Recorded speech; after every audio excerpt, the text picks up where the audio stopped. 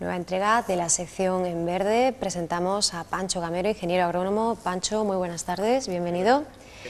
Pancho, en tu anterior visita ofrecimos una primera entrega de lo que sería ese análisis de esa vida de consumo de la cual nos hablaba el sociólogo, ensayista, filósofo polaco Zygmunt Bauman, y vamos a continuar analizando, ¿no? Incluso adaptando a nuestra realidad, a nuestro entorno más inmediato, más local incluso, esa modernidad líquida, esa sociedad transitoria.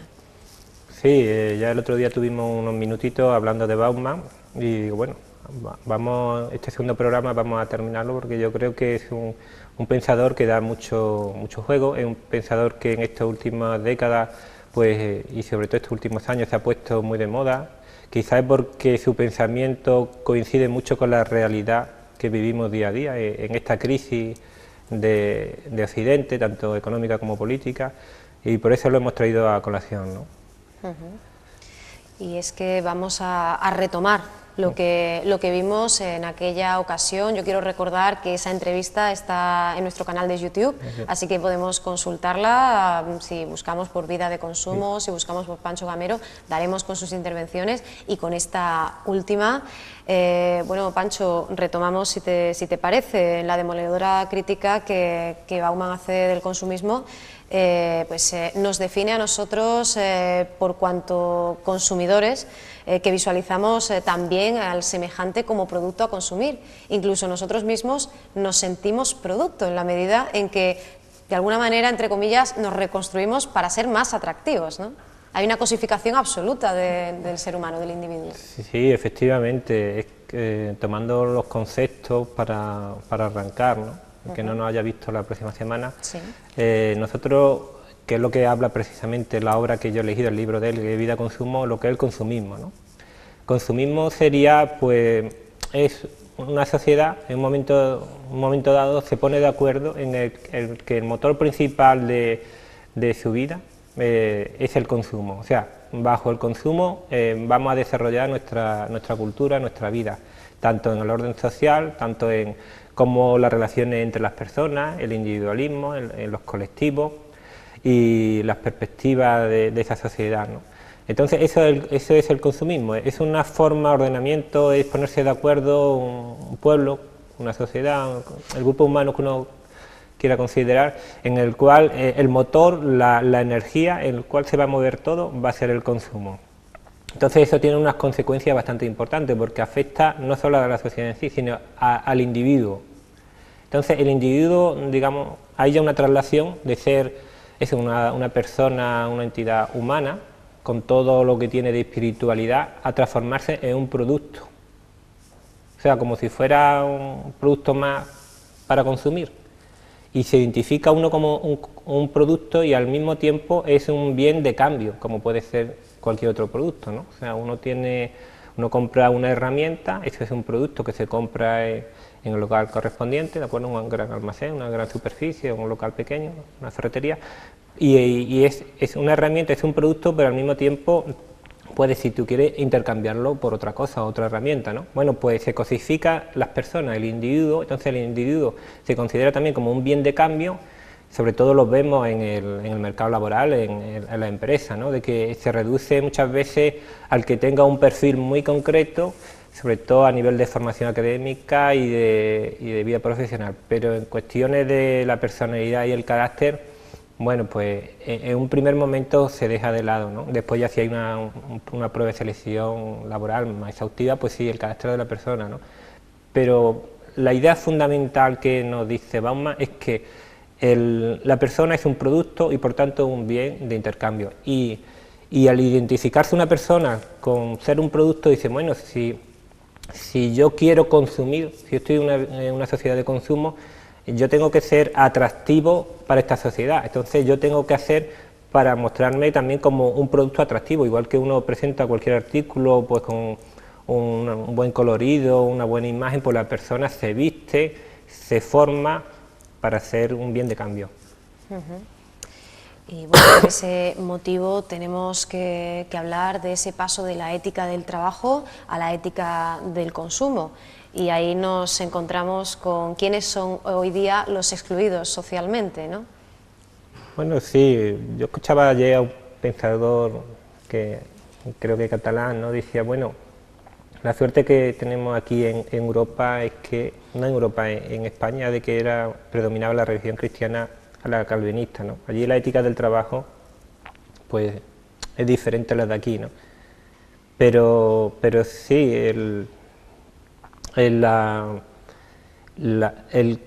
¿me puede decir de nuevo la pregunta? Me ha dicho la ética hemos pasado de la ética del trabajo a la ética del consumo, y aquí tendríamos que hablar de la infraclase y también del desempleo estructural. Sí, aquí es que nosotros de alguna manera tú puedes estar en la sociedad si tú tienes capacidad de consumo. O sea, y tú para tener capacidad de consumo tienes que trabajar. Si tú trabajas, entonces tienes una cierta renta y esta renta te permite un consumo. ¿Qué pasa si tú no estás en ese ciclo del trabajo y del consumo? Si no te puedes subir, ¿no?, a ese tren, ¿no? Claro, tú quedas excluido rápidamente. Tú eres lo que denomina una infraclase. Eres un paria, como se decía anteriormente, ¿no? Entonces tú no participas del consumo. Es lo que vemos muchas veces los mendigos, por ejemplo, podría ser una persona que esté en este mundo de infraclase, ¿no? Esa persona está fuera del ciclo de consumo, está fuera de una educación, quizás está fuera de una sanidad, aunque el estado del bienestar, por lo menos aquí en España, arropa a estos tipos de personas, aunque cada día se va a hacer más difícil porque la sanidad se va a ir costeando más. Pues entonces esas personas, al estar fuera del ciclo, son lo que le llama Bauman consumidores fallidos, ¿no?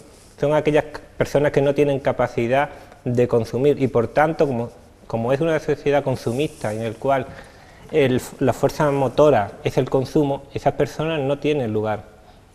Y de ahí que se tienda a criticar, a decir, a asociarlos con determinados miedos, ¿no? Por ejemplo, hemos tenido ahora en Francia el problema de la niña esta que le han mandado a Rumanía y la familia, ¿no?, de etnia gitana, ¿no? El problema con la etnia gitana en Francia viene ya de principio del siglo XX, ¿no? Aquí también en España hemos tenido problemas. Hemos querido buscarle problemas como a la etnia gitana, ¿no? Entonces, esto es simplemente un síntoma más de que buscamos un enemigo fuera, o un individuo o un colectivo que no se asocia a nuestros parámetros, ¿no? Entonces lo excluimos, y sobre todo si no tiene renta. Un gitano o cualquier otra raza o cualquier otra etnia, porque raza somos todos, la raza humana es única, pero cualquier otra etnia que no tenga un poder adquisitivo mediano, pues te tiende por instinto a excluir.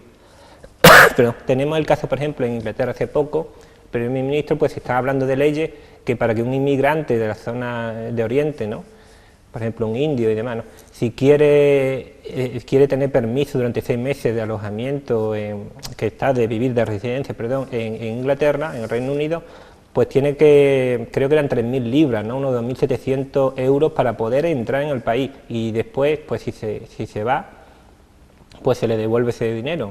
Lo que ocurre muchas veces es que no hay personas que vienen con la excusa de que van hasta un periodo de tiempo y después se quedan, ¿no? Bueno, pues ahí se les exige que tengan un nivel de renta para poder participar de la vida en esa sociedad, ¿no? Eso es una exclusión. Claro, y por eso la exclusión ya ni siquiera se produce o tiene como cara más visible la inactividad laboral, sino la capacidad, el poder adquisitivo y la capacidad que tenemos para gastar, y que además lo hagamos, no solo que ni siquiera que tengamos una cuenta bancaria repleta, sino que con muchos ceros, sino que además hagamos ese gasto y demostremos al mundo que estamos, ¿no?, que existimos y que por tanto valemos, ¿no? Sí, tú existes en la medida en que consumes. Eso no lo digo yo. Tanto compras, tanto consumes, claro, tanto vale, ¿no? Decíamos el otro día que tanto vale si está también en los medios, ¿no? En Internet, por ejemplo, ¿no? Si existe, ¿no? Se podría decir también, y lo dice Bauman en su obra de Vida Consumo, que tú también existes en la medida que te mueves mucho, que no eres fijo en tu estar en la sociedad, ¿no? Que en la sociedad de consumistas el que está parado desaparece, muere. Esos son otros de los parámetros que él define de la cultura de consumo. O sea, existe toda una cultura, toda una manera de estar de esa sociedad en el consumo, el cual los parámetros, así, los principios básicos sería: eres un producto, eres un bien de cambio, como tal, como producto. Si no estás en las redes, no estás en los medios de estos nuevos, pues no existe. Si no te mueves rápido, y no te queda siempre el mismo parámetro, tampoco existe. Si no tienes capacidad de consumo, te vuelves un paria, te vuelves en una infraclase y prácticamente eres un desecho social. Esos son un poco los parámetros generales de lo que es el individuo. Aquel individuo que no se ajusta a estos parámetros de la convivencia en el consumo, tiende a desaparecer, ¿no? Y además nadie está a salvo en este mundo fluido, por eso hablamos de un desempleo estructural, ¿no? No se puede pensar en el medio, en el largo plazo, ni muchísimo menos, y no estamos seguros, ¿no? Dispongamos de la situación que dispongamos, ¿no? Bueno, el concepto de paro estructural es un concepto que ya tiene alguna que otra década. Eso se define así en economía como un desfase que entra ahí entre la oferta y la demanda en el mercado laboral. O sea, digámosle que no se encuentran los oferentes del trabajo y los demandantes del trabajo, ¿no? Es como una descoordinación en el mercado laboral, ¿no? Lo malo es que cuando esto es un porcentaje cada vez más alto de la población activa, o sea, de las personas que tienen capacidad de trabajar y quieren trabajar, ¿no? Entonces, cuando este porcentaje empieza a aumentar más de un 4, un 5, un 6%, es un problema muy grave para un país, porque son personas que se quedan ahí al margen del mercado laboral y por tanto del consumo y dentro del mercado laboral de posibilidades de una vida, de tener un hogar, una alimentación, una educación, ¿sabes? Una estabilidad en la persona, ¿no? o en la familia donde está, ¿no? Entonces el paro estructural, por desgracia, ahora mismo tenemos un paro que está entre un 25 y un 26%, el otro día leí un artículo que hablaba que hasta el 2025 pues iba hasta ahí, ¿no? El problema del paro estructural es que en el caso de nuestro país pues se quede unos porcentajes alarmantes de un 16 o un 17%. O sea, aquí va a haber como a grosso modo tres tipos de sociedades. Una sociedad que va a tener una capacidad de consumo buena, una renta buena, va a haber una clase media que va a ser más estrecha que en décadas pasadas, que va a tener una capacidad de consumo así, ¿sabes? Y después va a haber una clase social que va a estar fuera del sistema de consumo, fuera de la economía, y esas personas, pues, no sé, se habla de que haya un salario mínimo, yo sé, unos 200, 300, 400 euros para que pueda sobrevivir simplemente. Sería un salario de supervivencia, ¿no? Entonces, así, eso, el paro estructural es un problema del sistema de cómo nosotros sabemos generar trabajo en una sociedad. ¿Cómo se corrige el paro estructural? Pues se consigue con crear estados sociales, estados con cierta asistencia a la sociedad, ¿no? Porque si es un estado liberal en el cual aquí sálvese el que pueda, ¿entiendes? Estas personas en este paro estructural o estas personas, bueno, no solo el que no trabaja, sino, como digo, es una madre soltera y sin recursos también, pues está un poco también como infraclase, si no tiene capacidad porque está ocupado con niños, no tiene un marido, una pareja que la apoye, también está marginado. Un emigrante que tampoco consigue tener un mínimo de renta, pero ha llegado del extranjero, también es una infraclase. Una infraclase no es solo uno que no trabaja, sino es un abanico de personas que por motivo que sea no están dentro del circuito del consumo, ¿no? Vamos a la alternativa, la B, la creación de instituciones democráticas a escala global. No sé esto si sería plausible o cómo habría que hacerlo dentro del modelo, porque ya lo decíamos el otro día, dentro sin resquebrajar, sin desaparecer, hacer desaparecer el modelo neoliberal, no podemos, ¿no?, introducir al enemigo. Ese es el gran reto de la sociedad que vivimos hoy en día. O sea, nosotros hemos sabido crear un Estado moderno, mejor o peor, unas constituciones mejor o peor, más o menos democráticas, eso ya sería otro tema, si la sociedad española vivimos es una sociedad democrática o no. Hemos sabido crear una estructura europea, que ahora es Unión Europea, en su día era la Comunidad Económica Europea, ahora es Unión Europea, pero nos encontramos que el ámbito nos excede a nosotros, o sea, un ciudadano español no solo tiene problemas y la regla de la administración a nivel local, autonómico, nacional, europeo, hay problemas globales que necesitan crear unas instituciones mundiales. Ahí está el reto de los tiempos que vivimos, el reto de este siglo XXI. Este siglo XXI tirará a la sociedad planetaria en general, tipo decir occidental, no, de todo el planeta, si sabemos crear unos órganos globales, o sea, un tribunal común, una agencia como la FAO, ¿no?, de la alimentación mundial, pues global, ¿no?, pero verdadera, unos órganos, pues, no sé, lo mismo puede ser crear un tipo de defensa, sanitario, de intervención en algunos países que necesitan alimentación, o sea, como si fuera un Estado, pero a nivel planetario. Si nosotros poner, por ejemplo, el sistema financiero, pues ponerle una serie de límites, lo que se está hablando, al movimiento de divisas, porque al movimiento de divisas no hay problema, al de las personas sí. Bueno, pues todo eso ya requiere estructuras planetarias. Si nosotros como sociedad conseguimos crear esas estructuras, pues sí tendremos futuro. Si no, pues ¿qué ocurrirá? Pues yo creo que podemos volver otra vez a los procesos estos como se dieron en los años 30, ¿no? Cuando la gran recesión, que los estados se retraen, se cierran, ¿no? Existen cierres de fronteras, existen barreras de todo tipo administrativas para movimiento de mercancías y de personas, y los tiempos antes, los años antes de la Segunda Guerra Mundial, toda esa crisis, ese cierre de fronteras y cada uno sálvese como pueda, quizás fue una de las consecuencias, entre otras, que nos llevaron a la Segunda Guerra Mundial, ¿no? Entonces, ojo, porque si nosotros no somos lo suficientemente inteligentes de sabernos reestructurar a nivel planetario y crear auténticas instituciones democráticas, porque podemos crear instituciones de derecho, pero que no sean democráticas. O sea, que tú tengas un ordenamiento legal no quiere decir que sea eso democrático. En el tiempo de nuestra dictadura en Franco teníamos nuestro ordenamiento legal, pero no era una democracia. O sea, tenemos que hacer un ordenamiento legal a nivel planetario. Aquí tenemos el caso de Garzón, por ejemplo, que están con los desaparecidos en Argentina, etcétera, ¿no? O nosotros creamos unos tribunales legítimos, elegidos también, pues sería a nivel planetario, o fracasaremos, ¿no? O sea, el reto del siglo XXI es bastante importante. Y luchar contra ese debilitamiento de los vínculos humanos, ¿no? Algo que está directamente relacionado con esa precarización deliberada, ¿no? De la que también nos habla Bauman. ¿Precarización? ¿Debilitación? La precarización deliberada, aquello que decíamos del desempleo estructural, está vinculado directamente con ese languidecer de nuestras relaciones, ¿no? Por eso decías que las redes sociales se han convertido incluso en una ilusión de realidad, una especie de cobarde respuesta, porque en realidad no estamos saliendo al mundo. Y ahí entraría también el concepto de coerción social, ¿no? Realmente estamos preparados para liberarnos de esas restricciones, de esos controles que se nos imponen desde arriba. Bueno, la coerción social tiene su parte positiva, aunque suene más esa coerción ya parece que suena negativo, y su parte positiva. ¿Qué es lo que está haciendo esta sociedad de consumismo, no? O sea, la coerción social, si por ejemplo nosotros ponemos, es que esto ya habría que remontarnos a los pensamientos de Freud, ¿no? Freud establece el principio de placer y el principio de realidad, ¿no? Es un par de fuerzas que tenemos las personas, nuestra mente, nuestro espíritu, como lo quiera llamar uno.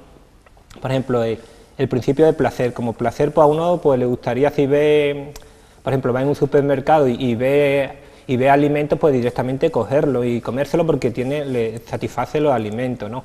O cualquier otro tipo de instinto de coger cosas, pues mira, a mí me gusta esta radio, este coche y me lo llevo, ¿no? Es satisfacer aquella necesidad que uno tiene de cualquier tipo, pues que le aporta al cuerpo o al espíritu un placer, ¿no? Entonces ahí está, esa fuerza motora en la naturaleza humana está, ¿no? Pero claro, nosotros no podemos ir por la vida avasallando lo que nos rodea, a quitarle a otros bienes o servicios a otras personas, o satisfacernos de tipo satisfacción sexual, por ejemplo. Eso no se puede hacer. Existe entonces otra fuerza dentro de la persona que sería un principio de realidad. Este principio de realidad, digámosle, que quiere satisfacer esas necesidades, pero da un rodeo, ¿no? Dice, bueno, yo quiero esa fruta, pero bueno, si yo trabajo y tengo un sueldo, pues puedo conseguir esa fruta, ese coche, ese equipo musical, ¿no? Entonces, digámosle que es un contrapeso.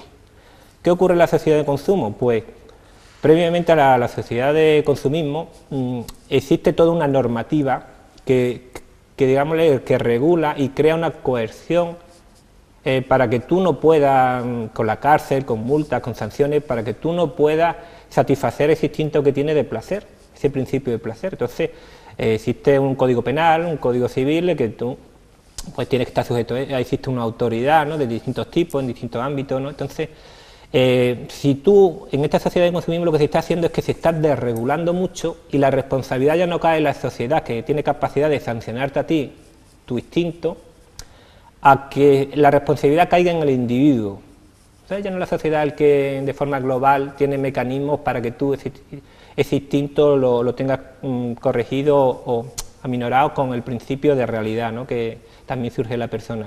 Entonces, si tú desregulas, si tú quitas normas, al final cae en la actitud de la persona, en el comportamiento de la persona, y eso es lo que se le está derivando en esta sociedad de consumo.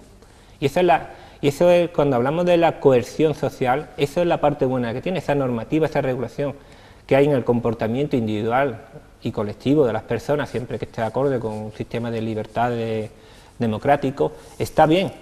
Lo malo es que nosotros nos convertamos en una sociedad caprichosa, saben, que queremos satisfacer nuestro instinto de consumo rápido, no esperar a como era antes en la sociedad de productores, esperar una cierta demora para ese consumo de ese bien o ese servicio y volver unas personas caprichosas, ¿no? Y ese es el problema que hay con la coerción en la vida de consumismo de hoy en día, que queremos la inmediatez, queremos el consumo ahí, al instante, ¿no? Y eso es un riesgo para la sociedad porque nos vuelve unos seres inmaduros ante nuestro comportamiento con los demás, porque vivimos en sociedad, no somos unos seres individuales, vivimos en un colectivo, tenemos otra persona ahí, ¿no? Y ese es uno de los grandes riesgos que se tiene con el consumismo y que se ve, ¿no?, día a día. Macho, nos hemos quedado sin tiempo otra vez, es interesantísimo el tema, ¿no? Pues la verdad que se queda lo mejor.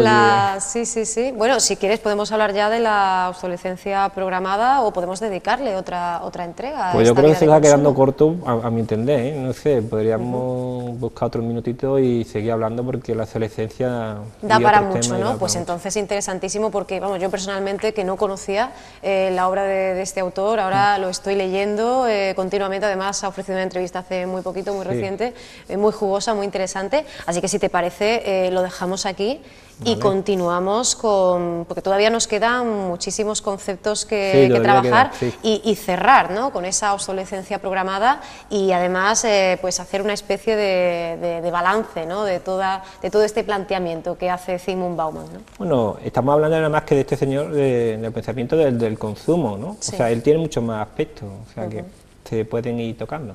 Muy bien, pues nada, como es tan interesantísimo, se nos ha hecho muy breve el tiempo, así que te esperamos la semana próxima, si puede ser. Cuando quiera. Muchísimas gracias, Pancho. Sí.